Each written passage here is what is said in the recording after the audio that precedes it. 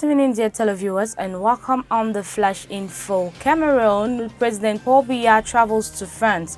The head of state, His Excellency President Paul Biya and wife Chantal Biya, today took off for Lyon, France, where they are expected to attend the seat replenishment conference of the Global Fund to fight AIDS, tuberculosis, and malaria. The information is contained in a press release issued this day by the Civil Cabinet of the Presidency of the Republic.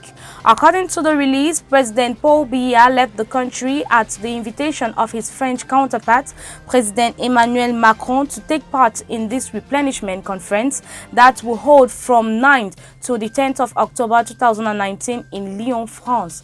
Reports from Jeune Afrique say President Paul Biya and Emmanuel Macron will equally discuss on the putting in place of the recommendations of the just ended national dialogue. France is one of the countries which had welcomed the initiative of the convening of the major national dialogue to seek long-lasting solutions to crisis plaguing the country, especially the one in the two English-speaking regions that has caused a lot of damages. Police officer killed in clashes with protesters in Malawi.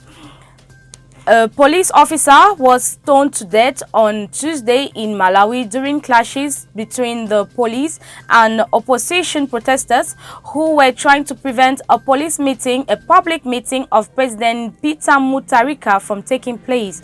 The violence occurred in the town of Nsudwe, west of the capital. Usmani Imeji is the second policeman to die since protests began in Malawi. According to a witness, the incident broke out when the police used tear gas to disperse protesters, blocking a road to prevent supporters of the head of state from going to his planned rally in Lilongwe. Demonstrators who denounced the condition in their eyes, the fraudulence of the re-election of Mr. Mutharika in May, at the helm of the small country in southern Africa since 2014, the outgoing president was credited with 38.55% of the vote in front of his main opponent, Lazarus Chakwera, who had 35.41% of the vote, according to official results. The opposition has filed a petition to annul the polls with the courts, which is due to vote in the near future. His supporters demand the resignation of the Election Commission.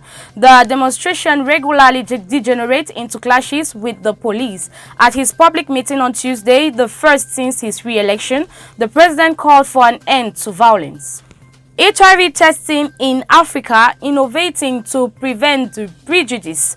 The sixth replenishment conference of the Global Fund against HIV, tuberculosis, and malaria opens this October 9 in Lyon.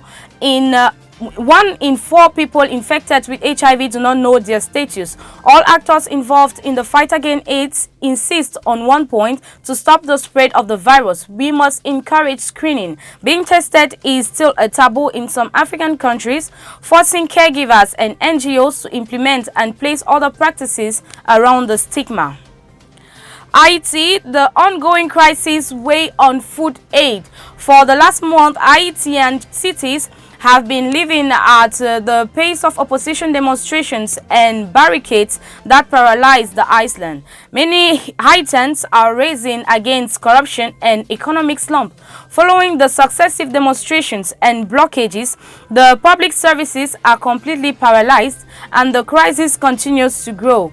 The detractors of Jovenel Moses refuse any dialogue and the president remains discreet. On September 25, he proposed a historic truce, but his call for dialogue only provoked a plea of indemnity.